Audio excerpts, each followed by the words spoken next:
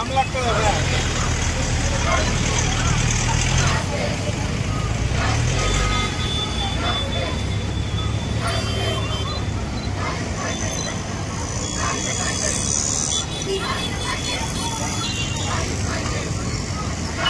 आहे तो अतिशय हिंसक इन्सिडेंट झालेला आहे आणि नुसतं आतापर्यंत डॉक्टरवरती हल्ले व्हायचे, आम्ही इंज्युअर व्हायचो. तुम्ही बरेचसे फोटो बघितले असेल, रक्तबंबाळ झालेली डॉक्टर. परंतु आता एका लेडी डॉक्टरवर हल्ला झालाय. नुसता हल्ला नाही झाला तर रेप सुद्धा करण्यात आलेला आहे आणि ब्रुटली रेप करून तिला मर्डर करण्यात आलेला आहे. त्याच्यानंतर 200-300चा मॉब येऊन जो काही क्राईम सीन आहे तो क्राईम सीन सुद्धा व्हँडलाइज केलेला आहे, जेणेकरून काहीही एव्हिडन्स मिळणार नाही.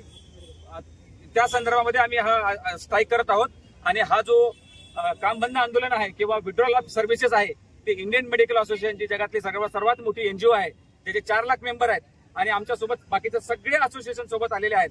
संपूर्ण भारतभर आज अशा प्रकारचं एजिटेशन आम्ही चालू केलेलं आहे. 1700 ब्रांचेस आहेत, 4 लाख डॉक्टर्स आहेत. आज आम्ही 24 आवर्ससाठी सगळ्या सर्व्हिसेस बंद केल्या आहेत. No operation, no OPD, no admission patient except dire emergency. पेशंटनी 24 तासाची हाक दिलेली आहे. आज सकाळी शनिवारी 6 वाजल्यापासून उद्या सकाळी 6 वाजेपर्यंत आम्ही सगळ्या सर्व्हिसेस बंद केलेल्या आहेत. एवढंच नाही तर सगळे मेडिकल कॉलेज, जेवढे काही गव्हर्नमेंट आणि प्रायव्हेट मेडिकल कॉलेज आहेत ते सुद्धा आज बंद आहेत.